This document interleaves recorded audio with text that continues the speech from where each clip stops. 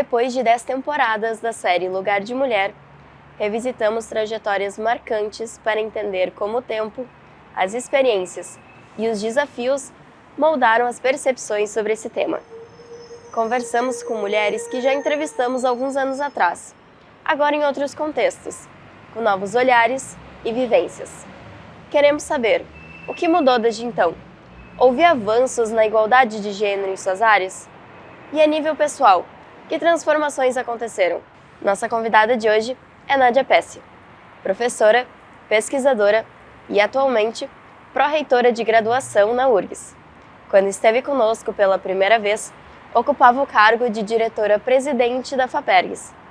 Começamos nossa conversa assistindo juntas o programa do qual ela participou em novembro de 2014. Muitas vezes na minha geração a gente, em determinados momentos, ouvia comentários, piadas ou comentários que davam a ideia de que o lugar da mulher não seria ali, mas isso foi se vencendo com o tempo. Esse lado da conciliação entre o aspecto profissional e o aspecto familiar é para a mulher ainda hoje um desafio. E não deixar nunca de procurar o conhecimento, estudar e procurar ler sobre outras mulheres, né, que já fizeram carreira científica, o que elas fazem, como é que elas vivem, como que elas fizeram para superar alguns problemas, mas sempre tem em mente que se gosta de matemática, faça matemática, se gosta de física, faça física, se gosta de química, faça química. A pessoa que faz aquilo que ela gosta, ela sempre vai ter sucesso na vida. É bem interessante a gente poder assistir a si mesma em situações que se viveu que também foram importantes. Também a gente percebe que há uma evolução a partir da nossa própria visão de mundo. Acho que é uma memória, mas eu também me sinto diferente do que eu era naquele tempo. E isso eu acho que é uma coisa legal, porque seria ruim se eu estivesse me achando exatamente igual como eu era há 10, 11 anos atrás.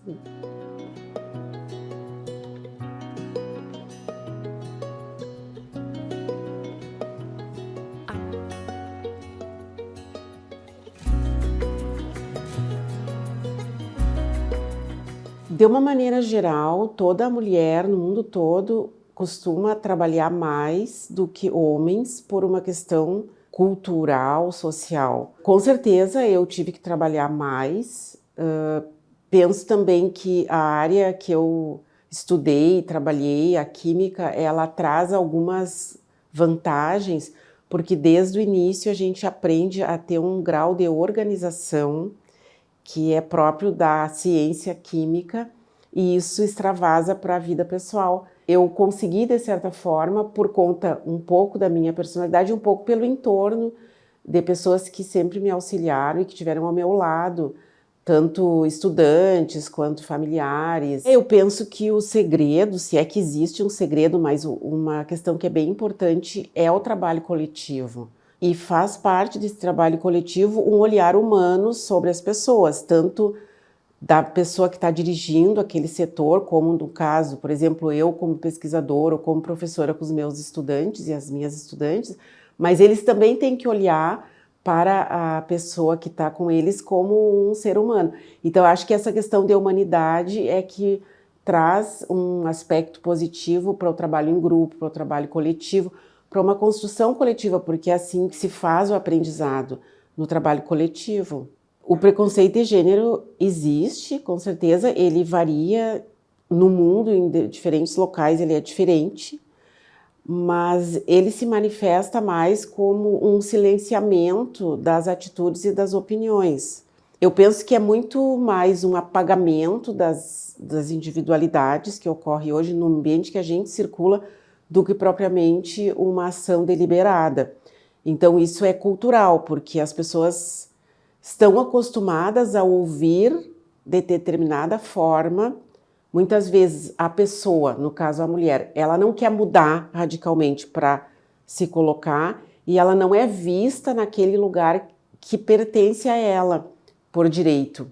Por natureza, eu sou uma pessoa conciliadora, então eu aprendi a respeitar esse meu aspecto da minha personalidade e me moldei para que eu pudesse conciliar nos momentos mais difíceis ou tomar uma decisão sobre como agir, mas nunca no calor da hora. Eu sempre procuro esperar um tempo para ver como que eu vou me colocar em determinada situação. Acho que para esse tipo de embate a gente tem que respeitar a nossa personalidade e a nossa gênese, né? Não podemos ser todos iguais ou todas iguais, isso é importante nesse processo de construção. Hoje em dia ainda temos quase o mesmo grau de dificuldade, porque socialmente foram impostos outros padrões para homens e mulheres colocam para si uma necessidade de corresponder a determinados padrões, e isso demanda muita energia. Por outro lado, a gente vê também que o machismo aumentou muito no sentido da violência física, e a gente tem uma onda de feminicídios que é inaceitável. O Brasil é um dos países que mais mata jovens negros e negras, mulheres, travestis. Isso é uma coisa muito triste, então eu penso que do ponto de vista da mulher, de uma maneira geral, houve uma piora por conta da introdução da violência explícita. Já havia agressões, né? Sempre houve, mas hoje parece que isso está praticamente autorizado, porque muitas mulheres são mortas de todas as idades e muitas mulheres jovens por conta de desavenças, questões até pequenas, e isso é uma crise social muito grave que a gente está atravessando hoje no nosso país. Na química, no Brasil, a gente sempre teve uma certa igualdade na carreira de professor ou pesquisadores, em número de pessoas, então, em torno de 50% mulheres, 50% homens. Isso é uma questão bem interessante e ela está relacionada com a importância que a química tem no ensino médio, que atrai muitas pessoas e, nos últimos 30 anos, muitas mulheres, então isso extravasa para outros setores do ensino e da educação. Mas quando a gente olha o crescimento em termos de carreira, professores e professoras que fazem carreira, crescem na carreira, ou pesquisadoras que crescem na carreira, cada vez menos mulheres conseguem chegar nas posições de maior destaque ou até mesmo de maior responsabilidade. Eu até costumo brincar e comentar que eu acho que tem um fundo de verdade com meus e minhas colegas, que quando um setor está com muita crise, as mulheres são chamadas para assumir. A gente tem toda uma história que trata do papel da mulher na sociedade e, historicamente, a mulher tem sido quem cuida de vários aspectos da vida doméstica e também familiar, mas mais recentemente, pelo fato da mulher ter sido integrada no mercado de trabalho, ela também é chamada para cuidar de seu ambiente de trabalho. Eu penso que é um extravasamento daquilo que a gente traz das relações domésticas e familiares. Eu sempre fui uma pessoa muito curiosa e continuo cada vez mais curiosa. Eu gosto muito de ler, gosto muito de me informar sobre o que está acontecendo na ciência, mas também sobre o que está acontecendo na sociedade. E aprecio muito as relações familiares.